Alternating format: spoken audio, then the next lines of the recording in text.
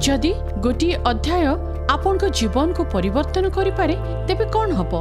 जदि धर्मशास्त्र गोटे अंश आपण अतीत को पछरे पकाई आपण वर्तमान आह्वान गुड़िक देखा अनुमति दिए और एक उज्जवल कालीर आशा प्रदान करे तेबे कौन हबो?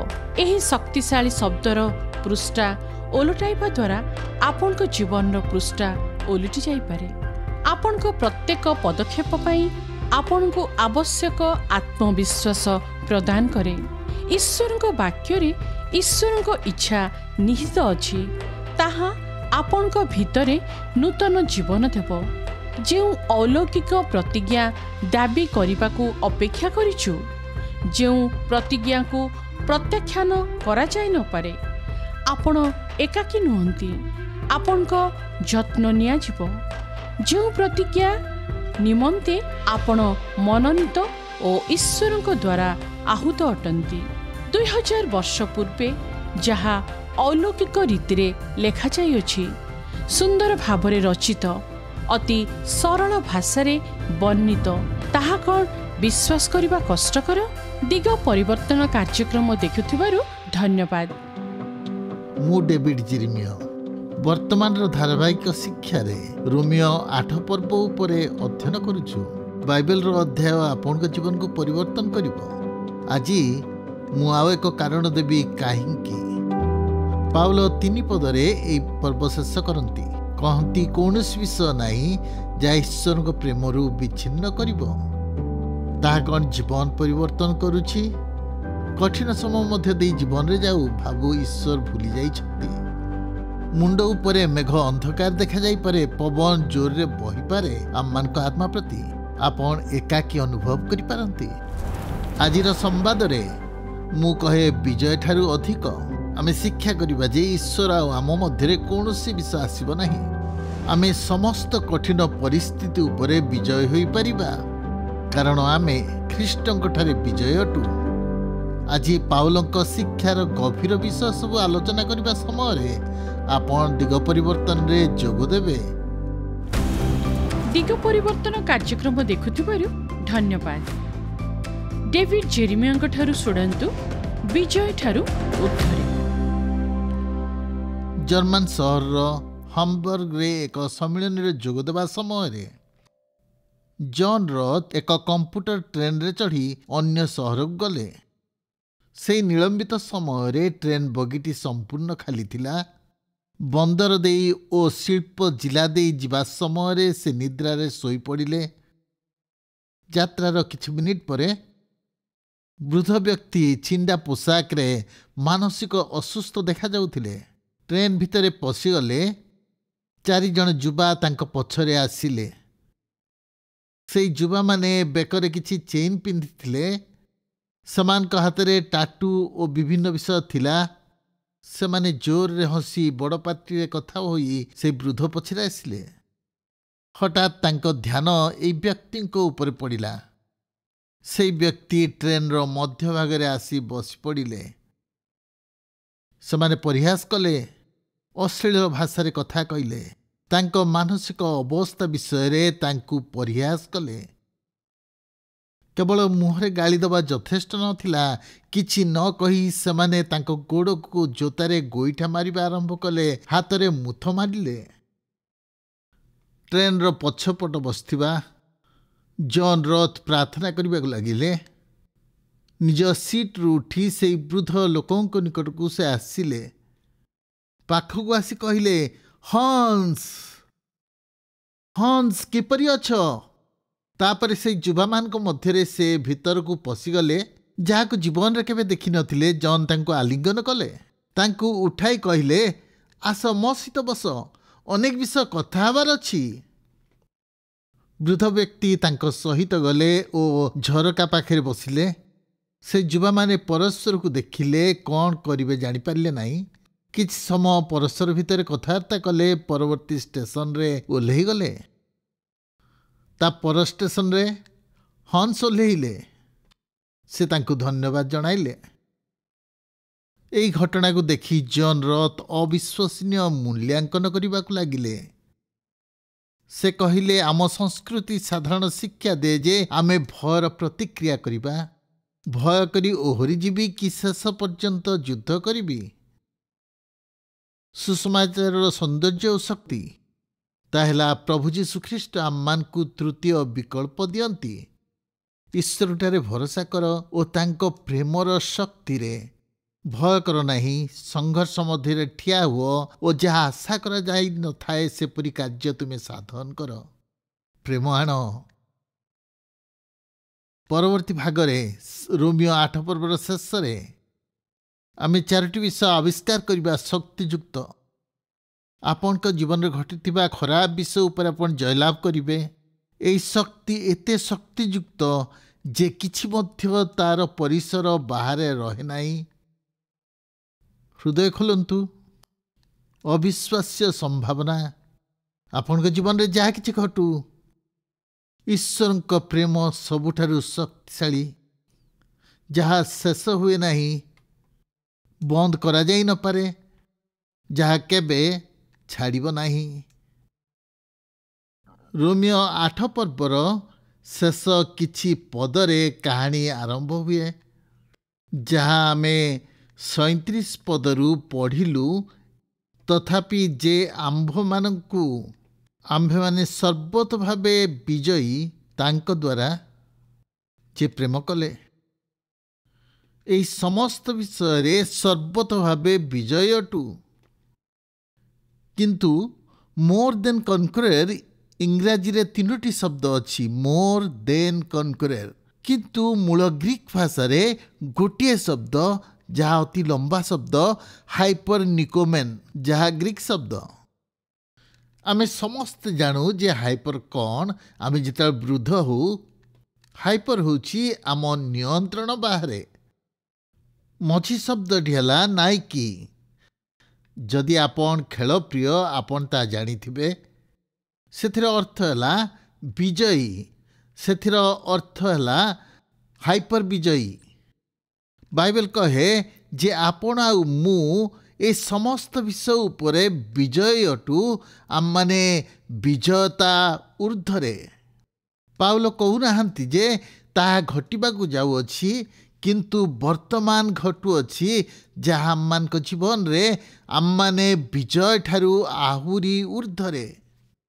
ଆମେ କେବଳ ବିଜୟତା ନୁହଁ, କିନ୍ତୁ ଯାହା ଆମ ଜୀବନରେ ଘଟୁଛି ତାକୁ କେବଳ ସମାଧାନ କରୁନାହୁଁ। ପାଉଲ କହୁଛନ୍ତି ଆମେ ପରାସ୍ତ କରୁଛୁ, ଆମେ ସେଥିରୁ ବିଜୟୀ ହେଉଛୁ। ଆମେ ବିଜୟୀ ଅଟୁ। ମୃତ୍ୟୁ ହେଉ କି ଜୀବନ, ଦୂତଗଣ ହୁଅନ୍ତି କି ଅଧିପତିଗଣ, ବର୍ତ୍ତମାନ କି ଭବିଷ୍ୟତ, ଯାହା କିଛି ହେଉନା କାହିଁକି ଆମେ ବିଜୟୀ। ଯାହା କିଛି ଆମ ଜୀବନରେ ଘଟୁ, ଈଶ୍ୱରଙ୍କ ପ୍ରେମ ଆମମାନଙ୍କ ପ୍ରତି ରହିଛି। ତେଣୁ ଆମମାନେ ବିଜୟଠାରୁ ଊର୍ଦ୍ଧ୍ୱରେ ଆମେ ବିଜୟୀ ଅଟୁ। ଆମେ କେବଳ ତାଙ୍କ ପ୍ରେମ ଦ୍ୱାରା ଧରି ରଖିନାହୁଁ, କିଅବା ଆମେ ଏହାକୁ କେବଳ ପରିଚାଳନା କରୁଛୁ ତାହା ନୁହଁ। କେତେଜଣ ଖ୍ରୀଷ୍ଟିଆନ ଜାଣନ୍ତି ଯେ ସେମାନେ ସେ ପ୍ରକାର ଜୀବନ କାଟନ୍ତି। ଆମେ ଜାଣୁନା ଆମମାନଙ୍କ ଜୀବନରେ କ'ଣ ସବୁ ଚାଲେ। ଆମେ କେଉଁ ସମସ୍ତ ବିଷୟରେ ଅଟକି ଯାଉ ଓ ଲାଗି ରହିଥାଉ। ପାଉଲ କହନ୍ତି ତାହା ତାଠାରୁ ଅଧିକ ଯଦି ଆମେ ତାଙ୍କ ଶିକ୍ଷାକୁ ବୁଝିପାରୁ। କାରଣ ସେଥିପାଇଁ ଈଶ୍ୱର ଆମ ପ୍ରତି ତାଙ୍କ ପ୍ରେମ ବିଷୟ କହନ୍ତି। ସେ ଆମମାନଙ୍କୁ ଶକ୍ତି ଦିଅନ୍ତି ବିଜୟ ହେବା ପାଇଁ, ନାହିଁ ତ ଆମେ ବିଜୟ ହୋଇପାରିନଥାନ୍ତୁ। ହାୱାର୍ଡ ହେଣ୍ଡ୍ରିକ୍ ନାମକ ଜଣେ ପ୍ରଫେସରଙ୍କ ଦ୍ୱାରା ମୁଁ ବାଇବେଲ ଷ୍ଟଡି ବିଷୟରେ ଶିକ୍ଷା ଲାଭ କରୁଥିଲି। ତାଙ୍କ ଶିକ୍ଷାକୁ ଧ୍ୟାନମୂଳକ ବାଇବେଲ ଅଧ୍ୟୟନ କୁହାଯାଉଥିଲା। ମୁଁ ବେଶୀ କିଛି କହିବାକୁ ଚାହେଁ ନାହିଁ, କିନ୍ତୁ ସେ ଯାହା ଶିକ୍ଷା ଦେଉଥିଲେ ଦେଖିବାକୁ, ଯାହା ପୁନରାବୃତ୍ତି ବାରମ୍ବାର କରାଯାଇଛି। ଯଦି ରୋମିଓ 8 ପର୍ବ ଆପଣ ଦେଖିବେ, ରୋମିଓ 8 ପର୍ବର 28 ପଦରେ ଲେଖା ଅଛି ଯେ ଆମେ ଜାଣୁ ସମସ୍ତ ବିଷୟ ମଙ୍ଗଳ ସାଧନ ନିମନ୍ତେ ହୋଇଥାଏ। ତାପରେ 31 ପଦରେ ସେ କହନ୍ତି ଯେ ଆମମାନେ କ'ଣ କହିବା ଏହି ବିଷୟକୁ। ଯେତେବେଳେ 37 ପଦକୁ ଆସୁ କହନ୍ତି ଏହି ସମସ୍ତ ବିଷୟରେ। ବର୍ତ୍ତମାନ କେଉଁ ସମସ୍ତ ବିଷୟ ପାଉଲ କହୁଛନ୍ତି? ଆମେ ଗତ ପାଠରେ ଦେଖିଥିଲୁ ସେ ଝଡ଼, ବିପଦ ଓ ଦୁର୍ଭିକ୍ଷ, ତାଡ଼ନା, ଉଲଙ୍ଗତା ଓ ବିଭିନ୍ନ ବିଷୟ ବିଷୟରେ କହୁଛନ୍ତି। ସେ ଖଡ୍ଗ, ଏ ସମସ୍ତ ବିଷୟ ଦେଖିଛନ୍ତି। ସେ କହନ୍ତି ମୁଁ ପ୍ରତିଦିନ ନିହତ ହେଉଅଛି। ପାଉଲ ଆକ୍ଷରିକ ଭାବେ ଏ ସମସ୍ତ ମଧ୍ୟ ଦେଇ ସେ ଯାଇଥିଲେ। ଆମେ ବିଜୟଠାରୁ ଊର୍ଦ୍ଧ୍ୱରେ ସେ କ'ଣ କହିବାକୁ ଚାହାନ୍ତି? ସେ କହୁଛନ୍ତି ଯେଉଁ ତାଲିକା ମୁଁ ଦେଲି, ଏଇ ଲମ୍ବା ତାଲିକା, ଯେତେବେଳେ ଏସବୁ ଘଟିବ ଆମେ ବିଜୟଠାରୁ ଉର୍ଦ୍ଧ୍ୱରେ ରହିବା। ଆମେ କିପରି ଏହାର ପ୍ରମାଣ ନେଇପାରିବା? ପାଉଲ କହୁଛନ୍ତି ଯେ ଆମେ ନିଶ୍ଚିତ ଭାବେ ସେଥିରେ ଅଛୁ, ଆମେ ବିଜୟୀ ଅଟୁ। ଆପଣ ବିଶ୍ୱାସ କରନ୍ତି କି? ଯେତେବେଳେ ଏହି ସମସ୍ତ ବିଷୟ ଆପଣଙ୍କ ଜୀବନରେ ଘଟେ, ଆପଣ କ'ଣ ଡେଉଁଛନ୍ତି, କାନ୍ଥକୁ ଆଘାତ କରୁଛନ୍ତି, ଭାବୁଛନ୍ତି କି କେଉଁଠୁ ଏସବୁ ଆସିଲା, କ'ଣ ବର୍ତ୍ତମାନ କରିବି? ହଁ, ସେ ଆମମାନଙ୍କୁ କିଛି ଶିଖାଇବାକୁ ଯାଉଛନ୍ତି, କିନ୍ତୁ ତାହା ଶିଖିବା ପୂର୍ବରୁ ମୁଁ ଆପଣଙ୍କୁ କିଛି କହିବାକୁ ଚାହେଁ। ମୁଁ ଗୋଟେ ଛୋଟ କାହାଣୀ କହିବି। ଜର୍ଜ ମାଥେସନ୍ 1842 ମସିହାରେ ସ୍କଟଲ୍ୟାଣ୍ଡରେ ଜନ୍ମ ହୋଇଥିଲେ। ହଁ, ଛୋଟ ସମୟରୁ ତାଙ୍କ ଆଖିର ସମସ୍ୟା ଥିଲା। ସେ ଜନ୍ମ ସମୟରୁ ସ୍ପଷ୍ଟ ଦେଖିପାରୁନଥିଲେ। ଯେତେବେଳେ ତାଙ୍କୁ 18 ବର୍ଷ ହେଲା, ସେ ସମ୍ପୂର୍ଣ୍ଣ ଅନ୍ଧ ହୋଇଗଲେ। ତାଙ୍କ ଅନ୍ଧତ୍ୱ ତାଙ୍କୁ କୌଣସି ପ୍ରକାର ବାଧା ଦେଇନଥିଲା। ସେ ଅନ୍ଧ ହୋଇ ମଧ୍ୟ ତାଙ୍କର ଛାତ୍ର ଦକ୍ଷତା ଥିଲା। ସେ ଭଲ ପାଠ ପଢ଼ିଲେ। ଗ୍ଲାସ୍ଗୋ ବିଶ୍ୱବିଦ୍ୟାଳୟରେ ସେ ସ୍ନାତକ ହାସଲ କଲେ। ସେମିନାରୀରୁ ସେ ସ୍ନାତକ ହାସଲ କଲେ ଓ ସେ ପାଳକ ହେଲେ ଅନେକ ମଣ୍ଡଳୀର। ଏଡିନବର୍ଗ ଚର୍ଚ୍ଚରେ ତାଙ୍କୁ ବହୁତ ପ୍ରେମ କଲେ। ସେ ଭଲ ପାଳକ ଥିଲେ, ସେହି ସ୍ଥାନରେ ରହିଲେ। ଏଡିନବର୍ଗର ଆରମ୍ଭରେ ସେ ଜଣେ ଯୁବତୀଙ୍କୁ ଭେଟିଲେ ଯେ ତାଙ୍କୁ ପ୍ରେମ କଲେ। ସେମାନେ କିଛି ସମୟ ଧରି ପ୍ରେମରେ ଆବଦ୍ଧ ଥିଲେ, ପରସ୍ପର କଥାବାର୍ତ୍ତା କରୁଥିଲେ। ତାପରେ ସେ ତାଙ୍କ ନିକଟକୁ ଆସିଲେ ଓ ତାଙ୍କୁ କହିଲେ ଯେ ସେ ନିଷ୍ପତ୍ତି ନେଇଛନ୍ତି ସେ ଅନ୍ଧ ବ୍ୟକ୍ତିଙ୍କୁ ତାଙ୍କ ଜୀବନ ସାରା ବିବାହ କରିବେ ନାହିଁ। ତାପରେ ସେ ପୁରା ଭାଙ୍ଗି ପଡ଼ିଲେ, ନିରାଶ ହୋଇଗଲେ ତାଙ୍କ ଜୀବନରେ। ତାପରେ ସେଥିରୁ ସେ ଛୋଟ ଗୀତଟିଏ ଲେଖିଲେ। ଆପଣ ହୁଏତ ଏ ଗୀତ କେବେ ଶୁଣିନଥିବେ, କିନ୍ତୁ ଯେଉଁ ମଣ୍ଡଳୀରେ ମୁଁ ପଢ଼ିଛି ସେହି ମଣ୍ଡଳୀରେ ମଝିରେ ମଝିରେ ଗୀତ ଗାଆନ୍ତି। ମୁଁ ଭାବୁନାହିଁ ସମ୍ପୂର୍ଣ୍ଣ ଗୀତ ଭଲ ଲାଗିବ, କିନ୍ତୁ ପ୍ରଥମ ଲାଇନ୍ଟି ଆପଣଙ୍କୁ ଭଲ ଲାଗିବ।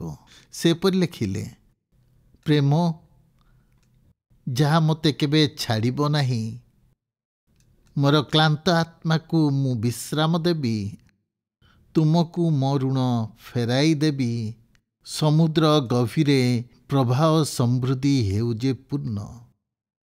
ଭାଙ୍ଗି ପଡ଼ିଥିଲେ, ହରେଇଥିବାରୁ ସେ ସ୍ତ୍ରୀଙ୍କ ପ୍ରେମକୁ। ସେ ଈଶ୍ୱରଙ୍କ ପ୍ରେମରେ ଅଭିଭୂତ ହେଲେ, ଆଉ ସେ କଥା ଲେଖିଲେ, ହେ ପ୍ରେମ ଯାହା ମୋତେ ଛାଡ଼ିବ ନାହିଁ। ମୁଁ ଆଜି ସକାଳେ ଆପଣଙ୍କୁ କହିବି, ସେ ପ୍ରେମ କେବେ ଛାଡ଼ିଯିବ ନାହିଁ। ପାଉଲ ଏହାକୁ ଅତି ସୁନ୍ଦର ଭାବେ ପ୍ରମାଣ କରିବାକୁ ଚାହାନ୍ତି। ଏହା ଜାଣି ଆପଣ ଆଶ୍ଚର୍ଯ୍ୟ ହେବେ। ଏହା ଆପଣଙ୍କୁ ଚକିତ କରିଦେବ। ମୁଁ କଲେଜରେ ଥିଲାବେଳେ ମୁଁ ଇଂରାଜୀ ପଢ଼ୁଥିଲି। ମୋ ଶିକ୍ଷକକୁ କ୍ଷମା କରନ୍ତୁ, ସେ ଭଲ କାର୍ଯ୍ୟ କରୁନଥିଲେ। ମୋତେ କ୍ଷମା କରନ୍ତୁ, ମୁଁ ଭଲ ଛାତ୍ର ନଥିଲି, କିନ୍ତୁ ତାହା ସତ୍ୟ ଅଟେ। ମୁଁ ଇଂଲିଶ ମେଜର ଥିଲି। ଇଂରାଜୀରେ କିଛି ଉପକରଣ ଅଛି ଯାହା ସାହାଯ୍ୟ କରିବ ଓ ସେମାନଙ୍କ ମଧ୍ୟରୁ ଗୋଟିଏ ହେଲା ଆମେରିଜମ୍। ମୁଁ ନିଶ୍ଚିତ ଯେ ଏହି ଶବ୍ଦ କେବେ ମଧ୍ୟ ଆପଣ ଶୁଣିନଥିବେ। ଆମେରିଜମ୍ କ'ଣ? ଏହା ଏପରି ଏକ ଶବ୍ଦ ଯାହା ପରସ୍ପରକୁ ବିରୋଧ କରୁଥିବା ଶବ୍ଦକୁ ଯୋଡ଼ି ଏକତ୍ର କରେ। ସେହି ଶବ୍ଦକୁ ଆମେରିଜମ୍ କୁହାଯାଏ। ସେଥିର ଅର୍ଥ ହେଲା ସେ ଏ ଠୁ ଜେଡ୍ ପର୍ଯ୍ୟନ୍ତ ଜାଣନ୍ତି। ସେଥିର ଅର୍ଥ କ'ଣ? ଏ ରୁ ଜେଡ୍ ପର୍ଯ୍ୟନ୍ତ ଯାହା ଯାହା ଅଛି ସବୁ ସେ ଜାଣନ୍ତି, ତା ମଧ୍ୟରେ ଥିବା ସବୁ ଜାଣନ୍ତି। ପାଉଲ 5ଟି ଉକ୍ତିକୁ ବ୍ୟବହାର କରୁଛନ୍ତି ତାହା ପ୍ରମାଣ କରିବା ନିମନ୍ତେ। ଯେଉଁ ପ୍ରଶ୍ନ ଆମେ ପୂର୍ବରୁ ପଚାରିଥିଲୁ, କିଏ ଆମମାନଙ୍କୁ ଖ୍ରୀଷ୍ଟଙ୍କ ପ୍ରେମରୁ ବିଚ୍ଛିନ୍ନ କରିବ? ଏହି ଅଂଶରେ ସେ ଆମକୁ ଶିକ୍ଷା ଦିଅନ୍ତି ଯେ କୌଣସି ବିଷୟ, କୌଣସି ବ୍ୟକ୍ତି ଆମମାନଙ୍କୁ ଖ୍ରୀଷ୍ଟଙ୍କ ପ୍ରେମରୁ ବିଚ୍ଛିନ୍ନ କରିପାରିବେ ନାହିଁ। ଏଠାରେ ପ୍ରଥମ ବିଷୟ ମୃତ୍ୟୁର ସଙ୍କଟ ନୁହେଁ କି ଜୀବନର ବିପର୍ଯ୍ୟୟ ନୁହେଁ। ଶାସ୍ତ୍ର କହେ ନା ମୃତ୍ୟୁ ନା ଜୀବନ। ପାଉଲ କହନ୍ତି, କିଏ ଖ୍ରୀଷ୍ଟଙ୍କ ପ୍ରେମରୁ ତୁମକୁ ବିଚ୍ଛିନ୍ନ କରିବ? ନା ମୃତ୍ୟୁ ନା ଜୀବନ। ପାଉଲ ମୃତ୍ୟୁ କ'ଣ ଜାଣିଥିଲେ। ପ୍ରଥମ କରନ୍ଥିରେ ସେ ଲେଖିଲେ ରେ ମୃତ୍ୟୁ କାହିଁ ତୋର ନାଉଡ଼। ପାଉଲ ମୃତ୍ୟୁକୁ ଭୟ କରୁନଥିଲେ। ସେ ଫିଲିପି ମଣ୍ଡଳୀକୁ କହୁଛନ୍ତି, କାରଣ ମୋ ପକ୍ଷରେ ଜୀବନ ଧାରଣ ଖ୍ରୀଷ୍ଟ, ପୁଣି ମୃତ୍ୟୁଭୋଗ ଲାଭଜନକ। ସେ ମୃତ୍ୟୁକୁ ଭୟ କରୁନଥିଲେ। ପାଉଲ ଜାଣିଥିଲେ ମୃତ୍ୟୁ ଜଣେ ବ୍ୟକ୍ତିକୁ ଈଶ୍ୱରଙ୍କ ଠାରୁ ଦୂରକୁ ନେଇପାରିବ ନାହିଁ। ମୃତ୍ୟୁ ଆମକୁ ଈଶ୍ୱରଙ୍କ ନିକଟକୁ ନିଏ। ମୃତ୍ୟୁ ଆମମାନଙ୍କୁ ଈଶ୍ୱରଙ୍କ ଠାରୁ ଦୂରକୁ ନିଏ ନାହିଁ, ତାଙ୍କ ଉପସ୍ଥିତିକୁ ନିଏ। ମୃତ୍ୟୁ ଈଶ୍ୱରଙ୍କ ଠାରୁ ଦୂରକୁ ନେବ ନାହିଁ। ଯଦି ମୃତ୍ୟୁ ଦୂରକୁ ନିଏ ନାହିଁ, ତାହେଲେ ଜୀବନ ବିଷୟରେ କ'ଣ? ପାଉଲ କହନ୍ତି, ନା ବୋଝ, ନା ତିକ୍ତତା, ନା ନିରାଶତା, ନା ଅନିଶ୍ଚିତତା, ନା ଶାରୀରିକ ଦୁଃଖ, ଏ ସମସ୍ତ ବିଷୟ, କୌଣସି ବିଷୟ ଖ୍ରୀଷ୍ଟଙ୍କ ଠାରୁ ଦୂରକୁ ନେଇଯାଇପାରିବ ନାହିଁ। କିନ୍ତୁ ଏଠାରେ ଆମେ ମନେ ରଖିବାକୁ ହେବ ଯେ ସେ କାହାଣୀରେ କଥା କହନ୍ତି, ଆମେ କେତେ ଈଶ୍ୱରଙ୍କୁ ପ୍ରେମ କରୁଛୁ ତାହା ନୁହଁ, ଈଶ୍ୱର ଆମକୁ କେତେ ପ୍ରେମ କରନ୍ତି। ଯଦି ଆମେ ଈଶ୍ୱରଙ୍କୁ ପ୍ରେମ କରିବା ପାଇଁ କ'ଣ କରିବାକୁ ହେବ ତାହା ଚିନ୍ତା କରୁ, ତାହା ନୁହଁ, କିନ୍ତୁ ଈଶ୍ୱର ଆମକୁ କେତେ ପ୍ରେମ କରନ୍ତି ତାହା ଗୁରୁତ୍ୱପୂର୍ଣ୍ଣ। ଆମମାନଙ୍କ ମୃତ୍ୟୁର ସଙ୍କଟ ନୁହେଁ କି ଜୀବନର ବିପର୍ଯ୍ୟୟ ନୁହେଁ। ପାଉଲ କହନ୍ତି, ଦୂତମାନଙ୍କ ହସ୍ତକ୍ଷେପ ନୁହେଁ କିମ୍ବା ଶୟତାନର ଅନୁପ୍ରବେଶ ନୁହେଁ। ସେ କହନ୍ତି, ଦୂତ କି କର୍ତ୍ତାପଣ। ଅଧିକାଂଶ ଲେଖକ ବିଶ୍ୱାସ କରନ୍ତି ଯେ ଯେତେବେଳେ ଦୂତମାନଙ୍କ ବିଷୟରେ କହୁଛନ୍ତି, ସେ ଦୁଷ୍ଟ ଦୂତମାନଙ୍କ ବିଷୟରେ କହୁଛନ୍ତି, କାରଣ କୌଣସି ଉତ୍ତମ ଦୂତ ଈଶ୍ୱରଙ୍କ ପ୍ରେମରୁ ଦୂରେଇ ନେବ ନାହିଁ। କିପରି ଦୂତମାନେ ଈଶ୍ୱରଙ୍କ ଠାରୁ ଦୂରେଇ ନେବେ? କାରଣ ଦୂତମାନେ ଈଶ୍ୱରଙ୍କ ନିମନ୍ତେ କାର୍ଯ୍ୟ କରନ୍ତି। ସେମାନେ ତାଙ୍କ ବଶବର୍ତ୍ତୀ, କାରଣ ସେ ଦୂତମାନଙ୍କୁ ଚଳାନ୍ତି। ଶୟତାନମାନେ ତାଙ୍କୁ ପରାସ୍ତ କରିପାରିବେ ନାହିଁ, କାରଣ ସେମାନଙ୍କର ଶକ୍ତି ନାହିଁ। ଲୁସିଫର ଓ ସେମାନଙ୍କର ଦୂତମାନେ, ତାଙ୍କ ସହଯୋଗୀମାନେ ଶକ୍ତିଶାଳୀ ନୁହନ୍ତି। ଈଶ୍ୱରଙ୍କ ପ୍ରେମରୁ ସେମାନେ ଈଶ୍ୱରଙ୍କ ଲୋକମାନଙ୍କୁ ବିଚ୍ଛିନ୍ନ କରିପାରିବେ ନାହିଁ। ଦୂତ ଓ ଅଧିପତି ନଷ୍ଟ କରିପାରିବେ ନାହିଁ, କାରଣ ଈଶ୍ୱର ସୁରକ୍ଷା ପ୍ରଦାନ କରନ୍ତି। ସେମାନେ ଶକ୍ତିହୀନ ଈଶ୍ୱରଙ୍କ ପ୍ରେମର ଛାୟାରେ। ତେଣୁ ଏହା ମୃତ୍ୟୁର ସଙ୍କଟ ନୁହେଁ କି ଜୀବନର ବିପର୍ଯ୍ୟୟ ନୁହେଁ, ଦୂତମାନଙ୍କର ହସ୍ତକ୍ଷେପ ନୁହେଁ କି ଶୟତାନର ଅନୁପ୍ରବେଶ ନୁହେଁ। ତୃତୀୟରେ, ଆଜିର ଚିନ୍ତା ନୁହେଁ କିମ୍ବା ଆସନ୍ତାକାଲିର ବିଷୟ ନୁହେଁ, ବର୍ତ୍ତମାନର ବିଷୟ କି ଭବିଷ୍ୟତ ବିଷୟ। ବର୍ତ୍ତମାନ ଏଥିର ସମାନ ଚିନ୍ତା ହେଲା। ପାଉଲ କହନ୍ତି, ବର୍ତ୍ତମାନ ଓ ଭବିଷ୍ୟତ ମଧ୍ୟରେ ଥିବା ନିରନ୍ତରତା ଉପରେ ସେ କହୁଛନ୍ତି। ଏପରି କିଛି ନାହିଁ ଈଶ୍ୱରଙ୍କ ପ୍ରେମରୁ ବିଚ୍ଛିନ୍ନ କରିବ। ଜଣେ ମହିଳା ଅନେକ ଲେଖିଛନ୍ତି, ତାଙ୍କର ଅନେକ ପୁସ୍ତକ ମୁଁ ପଢ଼ିଛି ଓ ସେଥିରୁ ଆଶୀର୍ବାଦ ପାଇଛି। ତାଙ୍କ ନାମ ରୁଥ୍ ହମ୍ସ କଲ୍କନ୍। ତାଙ୍କ ପ୍ରାର୍ଥନା ଶୁଣନ୍ତୁ। ସେ କିପରି ପ୍ରାର୍ଥନା କରୁଛନ୍ତି। ସେ ଏପରି ପ୍ରାର୍ଥନା କଲେ, ପ୍ରଭୁ, ମୁଁ ତୁମ ସମ୍ମୁଖରେ ମୁହଁ ମାଡ଼ି ପଡ଼ିପାରେ। ମୁଁ ବୃଦ୍ଧ ଓ ଶେଷ ପର୍ଯ୍ୟନ୍ତ ବିଫଳ ହୋଇପାରେ, କିନ୍ତୁ ତୁମ ପ୍ରେମ ଅପରିବର୍ତ୍ତନୀୟ। ମୋ ଜୀବନରୁ ସଙ୍ଗୀତ ଚାଲିଯାଇପାରେ, ମୋ ଜଗତ ଭାଙ୍ଗି ଯାଇପାରେ, ତଥାପି ତୁମେ ତୁମ ହାତ ପାପୁଲିରେ ମୋତେ ଧରିଅଛ। ଶୟତାନ ତାର ସମସ୍ତ ଦମ୍ଭ ସହିତ ମୋତେ ବିଚଳିତ କରିପାରିବ ନାହିଁ।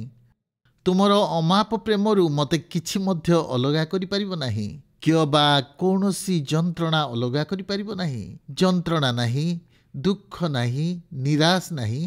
ଗତକାଲି, ଆଜି, ଆସନ୍ତାକାଲି କରିପାରିବ ନାହିଁ। ମୋ ପ୍ରିୟମାନଙ୍କର କ୍ଷତି ଆମମାନଙ୍କୁ କରିପାରିବ ନାହିଁ। ଜୀବନ କରିପାରିବ ନାହିଁ। ଦଙ୍ଗା, ଯୁଦ୍ଧ, ପାଗଳାମି, କ୍ଷୁଧା, ସ୍ନାୟୁରୋଗ, ରୋଗ, ଏସବୁ କିଛି ବିଷୟ ସମସ୍ତେ ଏକାଠି ହୋଇ ଏହି ସତ୍ୟକୁ ହରାଇ ପାରିବେ ନାହିଁ ଯେ ମୁଁ ଅତ୍ୟନ୍ତ ପ୍ରେମପାତ୍ର, ସମ୍ପୂର୍ଣ୍ଣ କ୍ଷମାପ୍ରାପ୍ତ, ମୋ ପ୍ରଭୁ ଯୀଶୁ ଖ୍ରୀଷ୍ଟଙ୍କଠାରେ ଚିରକାଳ ମୁକ୍ତ। ଏହା କ'ଣ ପ୍ରତିଦିନର ପ୍ରାର୍ଥନା ହୋଇପାରିବ ନାହିଁ କି? ଆମେ ଆବିଷ୍କାର କରିସାରିଛୁ ଯେ ବର୍ତ୍ତମାନ ଯେଉଁ ସମସ୍ତ ବିଷୟ ନିରସ୍ତ କରିପାରିବ ନାହିଁ, ତାହା ଆମେ ଶିଖିଛୁ। ଈଶ୍ୱର ଯଦି ସପକ୍ଷ କି ବିପକ୍ଷ ହେବ? ଯୀଶୁ ଆଳାପ କରି କହିଲେ, ସମସ୍ତ ଅଧିକାର ମୋତେ ପ୍ରଦତ୍ତ ହୋଇଅଛି। କାହିଁକି ଏହା ସମ୍ଭବ ହେବ ନାହିଁ? ସବୁ ସର୍ବଶକ୍ତିମାନ ଈଶ୍ୱରଙ୍କ ଅଧୀନରେ, ସେ ସବୁ ତାଙ୍କ ବଶବର୍ତ୍ତୀ। ଈଶ୍ୱର ପ୍ରେମ କରିବାକୁ ସଂକଳ୍ପବଦ୍ଧ, ତାଙ୍କ ପ୍ରେମରୁ କେହି ଛିନ୍ନ କରିବେ ନାହିଁ। ମୃତ୍ୟୁର ସଙ୍କଟ କି ଜୀବନର ବିପର୍ଯ୍ୟୟ ନୁହେଁ, ଦୂତମାନଙ୍କ ହସ୍ତକ୍ଷେପ କିମ୍ବା ଶୟତାନର ଅନୁପ୍ରବେଶ ନୁହେଁ, ବର୍ତ୍ତମାନ କିମ୍ବା ଭବିଷ୍ୟତ ନୁହେଁ। ଏହି ସମସ୍ତ ବିଷୟ ଶୁଣନ୍ତୁ, ଉଚ୍ଚସ୍ଥ ପୃଥିବୀ କି ନିଚସ୍ଥ ବିଷୟ କିଛି ମଧ୍ୟ ତାଙ୍କ ନିକଟରେ ନୁହେଁ। ଉଚ୍ଚ କି ନିଚ, ପାଉଲ କହନ୍ତି କୌଣସି ବିଷୟ ଉଚ୍ଚ କି ନିଚ ନୁହେଁ। କିଛି ଅଲଗା କରିପାରିବ ଈଶ୍ୱରଙ୍କ ପ୍ରେମରୁ? ସେଥିର ଅର୍ଥ କ'ଣ? ଚିନ୍ତା କରନ୍ତୁ, ଯାତ୍ରା କରୁଛନ୍ତି, ଊର୍ଦ୍ଧ୍ୱକୁ ହଜାର ହଜାର ମାଇଲ ଯାଉଛନ୍ତି ସ୍ୱର୍ଗକୁ, ସିଧା ଗଭୀର ଆକାଶକୁ ଯାଆନ୍ତୁ, ଯେଉଁ ସ୍ଥାନରେ ତୁମେ ଆକାଶର ସୀମାକୁ ଛୁଇଁବ। ଏହା ଅସମ୍ଭବ ଯେ ସୂର୍ଯ୍ୟ, ନିହାରିକା କିମ୍ବା ଆପଣ ଦେଖିଥିବା ନୋଭା କୌଣସି ବିଷୟ ଈଶ୍ୱରଙ୍କ ପ୍ରେମରୁ ଦୂରକୁ ନେବ ନାହିଁ। କିମ୍ବା ବୁଲି ପଡ଼ି ପୃଥିବୀର ଗଭୀରତମ ସ୍ଥାନକୁ ଗଲେ ଆପଣ ଈଶ୍ୱରଙ୍କ ପ୍ରେମରୁ ଦୂରକୁ ଯାଇପାରିବେ ନାହିଁ। ଏହା ଏକ ଲମ୍ବା ରେଖାର ଚିନ୍ତାଧାରା ଅଟେ, ଯାହା ଈଶ୍ୱରଙ୍କ ପ୍ରେମରୁ ସ୍ଥାନ ଅଲଗା କରିପାରିବ ନାହିଁ କି କୌଣସି ବିଷୟ ନାହିଁ। ଗୀତ 139 କହେ ଯେ ତାଙ୍କଠାରୁ ଆମେ କୌଣସି ସ୍ଥାନକୁ ଯାଇପାରିବା ନାହିଁ ଈଶ୍ୱରଙ୍କର ପ୍ରେମଠାରୁ। ଜୋ ଲୁଇସ୍ ଏକଥା କହନ୍ତି ଯେ ଆମେ ଦୌଡ଼ି ପାରିବା କିନ୍ତୁ ଲୁଚି ପାରିବା ନାହିଁ। ଏ ଜଗତର ସମସ୍ତ ସ୍ଥାନକୁ ସେ ଆଚ୍ଛାଦିତ କରିଛନ୍ତି। ସବୁର ପ୍ରଭୁ, ତାଙ୍କ ପ୍ରେମ ଗଭୀର ଓ ପ୍ରଶସ୍ତ ସମସ୍ତ ସୃଷ୍ଟିରେ। ଆପଣଙ୍କ ଓ ମୋ ପ୍ରତି ତାଙ୍କ ପ୍ରେମରୁ ବିଚ୍ଛିନ୍ନ ହୋଇପାରିବା ନାହିଁ। ମୃତ୍ୟୁର ସଙ୍କଟ କିମ୍ବା ଜୀବନର ବିପର୍ଯ୍ୟୟ, ଦୂତମାନଙ୍କ ହସ୍ତକ୍ଷେପ କିମ୍ବା ଶୟତାନର ଅନୁପ୍ରବେଶ, ଆଜିର ଚିନ୍ତା କିମ୍ବା କାଲିର ଚିନ୍ତା, ଉଚ୍ଚସ୍ଥ ସ୍ୱର୍ଗ କିମ୍ବା ନର୍କ, ଏହା ଅତି ମୋର ପ୍ରିୟ ବିଷୟ ଅଟେ। ସବୁକିଛି ମୁଁ ପୂର୍ବରୁ କହିସାରିଛି, ଏଇଥର ମଧ୍ୟ କହୁଛି। କିଛି ଶକ୍ତିଯୁକ୍ତ ନୁହେଁ, କିଛି ଦୁର୍ବଳ ନୁହେଁ। ପାଉଲ ଏପରି କହନ୍ତି, କୌଣସି ଶକ୍ତି ନାହିଁ, କୌଣସି ସୃଷ୍ଟ ବସ୍ତୁ ମଧ୍ୟ ନାହିଁ। ପାଉଲ ତାଙ୍କ ତାଲିକାରେ ଯାହା ଈଶ୍ୱରଙ୍କ ପ୍ରେମରୁ ପୃଥକ କରିପାରିବ ନାହିଁ ସେ ବିଷୟରେ କହନ୍ତି। ଆମେ ତାକୁ ଧରିପାରିବା। ଅନ୍ୟ କିଛି ସୃଷ୍ଟ ବସ୍ତୁ, ପାଉଲ କହୁଛନ୍ତି, ଯଦି ମୁଁ କୌଣସି ବିଷୟ ଭୁଲି ଯାଇଅଛି, ଯଦି ମୁଁ କିଛି ଛାଡ଼ି ଦେଇଛି, ଯାହା ଯାହା ଆପଣ ଭାବୁଛନ୍ତି ଯେ ମୁଁ ଆପଣଙ୍କୁ ଈଶ୍ୱରଙ୍କ ପ୍ରେମରୁ ଅଲଗା କରିଦେବ ସେ ସମସ୍ତ ବିଷୟ, ତେବେ ଏଇ ଟେବୁଲରେ ମୁଁ ତାହାର ଯତ୍ନ ନେବି, କାରଣ କୌଣସି ବିଷୟ ଅଲଗା କରିବ ନାହିଁ। ଆମେ ବିଶ୍ୱାସୀ, ଆମ ସମସ୍ୟା ଅଛି। ଏହି ପଦ କହୁନାହିଁ ଯେ ବିଶ୍ୱାସୀମାନଙ୍କ ପାଇଁ କୌଣସି ସମସ୍ୟା ନାହିଁ। ଈଶ୍ୱରଙ୍କ ପ୍ରତିଜ୍ଞା ତାହା ନୁହେଁ ଯେ ଦୁଃଖ କେବେ କଷ୍ଟ ଦେବ ନାହିଁ, କିନ୍ତୁ ସେ ପ୍ରତିଜ୍ଞା କରନ୍ତି ତାଙ୍କ ପ୍ରେମରୁ ସେ ଦୂରେଇବେ ନାହିଁ। ପ୍ରକୃତରେ ଆମେ ଆବିଷ୍କାର କରିଛୁ ନୁହେଁ କି, ଦୁଃଖ କଷ୍ଟ ମଧ୍ୟରେ, ପରୀକ୍ଷା ମଧ୍ୟରେ, ଗଭୀର କଷ୍ଟ ମଧ୍ୟରେ, ଦୁଃଖ ମଧ୍ୟରେ ଈଶ୍ୱରଙ୍କୁ ଦେଖିପାରିଥାଉ। ଆମମାନଙ୍କ ସମୃଦ୍ଧି ମଧ୍ୟରେ ଦେଖିପାରିନଥାଉ। ଆମ ସମୃଦ୍ଧି ମଧ୍ୟରେ ଆମେ ଯେତେବେଳେ ଗଭୀର ଆବଶ୍ୟକତା ମଧ୍ୟରେ ଥାଉ, ସେ ଆମ ନିକଟକୁ ଆସନ୍ତି ଏପରି ଯାହା ବ୍ୟାଖ୍ୟା କରିପାରିବା ନାହିଁ, କାରଣ ସେହି ଶାନ୍ତି ଆମ ବୋଧର ଅଗମ୍ୟ। ଆମ ଦୃଢ଼ତା ତାଙ୍କ ପ୍ରତି ଆମ ପ୍ରେମରେ ନାହିଁ। ପ୍ରିୟ ଭାଇ ଓ ଭଉଣୀ, ଆମ ଦୃଢ଼ତା ଆମ ପ୍ରତି ତାଙ୍କ ପ୍ରେମରେ ଅଛି। ତାଙ୍କ ପ୍ରେମ ଆମକୁ କେବେ ଛାଡ଼ିଦେବ ନାହିଁ। ସେ କେବେ ଛାଡ଼ିବେ ନାହିଁ। ସେ ପ୍ରେମ କରନ୍ତି। ଆପଣ ଈଶ୍ୱରଙ୍କ ପ୍ରେମରୁ ବାହାରି ଯାଇପାରିବେ ନାହିଁ ଯଦି ଆପଣ ବିଶ୍ୱାସୀ, ତାଙ୍କୁ ବ୍ୟକ୍ତିଗତ ଭାବେ ଗ୍ରହଣ କରିଛନ୍ତି। ଈଶ୍ୱରଙ୍କ ପରିବାରଭୁକ୍ତ ପିତା ଈଶ୍ୱର ଆପଣଙ୍କ ହାତ ଧରିଛନ୍ତି। ସେ ଆପଣଙ୍କ ସହିତ ଅଛନ୍ତି, ସେ ଧରିଛନ୍ତି। ତାଙ୍କ ପ୍ରେମରୁ ଆପଣ ଦୂରେଇ ଯାଇପାରିବେ ନାହିଁ। ପ୍ରାୟ ବାଇବେଲ ଅଧ୍ୟୟନ କଲାବେଳେ ଆପଣ ପାଇବେ ଧର୍ମଶାସ୍ତ୍ରର ଅଂଶ ଅନ୍ୟ ଅଂଶରେ ଦୃଷ୍ଟାନ୍ତ ଭାବେ ଦେଖିବାକୁ ପାଇବେ। ଆପଣ ମୋ ସହିତ ଯୋଗ ଦିଅନ୍ତୁ ପଢ଼ିବାରେ ଗୀତ ସଂହିତା 46। ଗୀତ 46 ଏକ ଅଦ୍ଭୁତ ଗୀତ ଅଟେ। ମୁଁ ଆପଣମାନଙ୍କୁ କହିବି ଏହି ଧର୍ମଶାସ୍ତ୍ରର ଏହି ଅଂଶରୁ ଯାହା ମାର୍ଟିନ ଲୁଥର ଲେଖିଲେ, ପରମେଶ୍ୱର ଆମ ଦୃଢ଼ ଦୁର୍ଗ ଅଟନ୍ତି। ତେଣୁ ଆମେ ଠିଆ ହେବା ଉଚ୍ଚ ସ୍ୱରରେ ସେହି ଧର୍ମଶାସ୍ତ୍ରର ଅଂଶଟିକୁ ପଢ଼ିବା, ଯାହା ଆପଣଙ୍କ ହୃଦୟରେ ଛାପି ହୋଇ ରହିବ। ସମସ୍ତେ ଆମେ ଠିଆ ହେବା କି? ଆପଣ ଯେତେବେଳେ ଏହାକୁ ପଢ଼ିବେ, ଆପଣ ସ୍କ୍ରିନ୍ ମଧ୍ୟରୁ ଏହାକୁ ପଢ଼ନ୍ତୁ। ଆପଣଙ୍କ ବାଇବେଲରୁ ପଢ଼ନ୍ତୁ ନାହିଁ, କାରଣ ବିଭିନ୍ନ ସଂସ୍କରଣ ଅଛି, ତାହା ଭିନ୍ନତା ଆଣିଦେଇପାରେ। आमे जहाँ पढ़िबा ता हेउची नुआ किंग जेम्स संस्करणरू पढ़ंतु प्राधान्यता सहित याकु एपरि पढ़ंतु जेपरि आपण प्रकृतरे आवश्यक करंती ओ ताहा सुनिबा पाई आपनको आवश्यकता पूर्ण करे सेपरि पढ़ंतु। परमेश्वर आम्मानको आश्रय ओ बल दुर्दशा काल अति निकटवर्ती सहाय एथिपाई पृथ्वी विचलित हेले हैं ओ पर्वतगण समुद्र रे विचलित हेले हैं तहिर जलराशि गर्जन करी प्रबल हेले हैं तहिर प्लावन रे पर्वतगण कंपित हेले आम्भे माने भय करिबा नाही। नदी गोटे अछि तहिर स्रोत समूह परमेश्वर नगर को सर्वपरिस्तंक आवास पवित्र स्थान को आनंदित करे।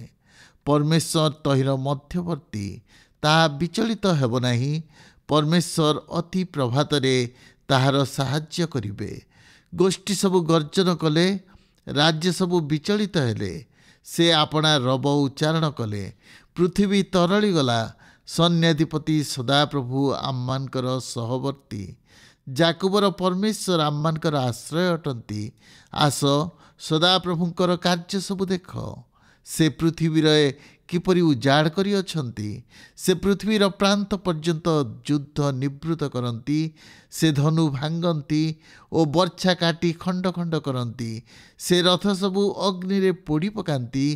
क्षांत हुओ आम्भे परमेश्वर टू यह जान। आम्भे देशीय मानक मध्य उन्नत हेबु। आम्भे पृथ्वी रे उन्नत हेबु। सैन्याधिपति सदाप्रभु आम्मानकर सहवर्ती जाकुबर परमेश्वर आम्मानक आश्रय अटंती। हुए तो लुथरकर ई महान गीत मध्यरु अन्यतम आम ईश्वर होउछंती दृढ़ दुर्ग। तांक गौरव ओ महागर्जन आम विश्वास को प्रकाश करे जे आमे तांकर अटु। गीत 46 रे अनुप्राणित होई लुथर जो गीत लेखिले विश्वासर सारतत्व सेथिरे थिबा देखु जहाँ से गीत संहितारू पाइथिले। जुग जुग धरी मनुष्य आंदोलित हुई आछि। अनंत ईश्वर तांको निमंते उपलब्ध अटंती। प्रकृत रे किछि मध्य मनुष्य को अभिभूत कि नष्ट करि परिबो नाही। जेतेबेले विश्वास रे बंचे किछि तांको पृथक करि पारे ना ईश्वरंक प्रेम ठारू।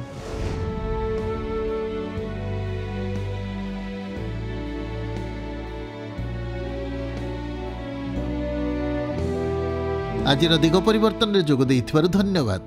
जेते ईश्वर वाक्य अध्ययन करिबा सेतिकी बुझी पारिबा। प्रेमिक पिता आम प्रत्येकଙ୍କ सहित संपर्क रखिबाकू चाहंती। व्यक्तिगत भावरे जदि सेही संपर्क अनंत काल रखिबाकू चाहंती तांको सहित अनंत काल रहिबाकू चाहंती आपनक पाप निमंते अनुताप करंतु ओ यीशु ख्रीष्टंकु निज परित्राणकर्ता भाବେ ग्रहण करंतु।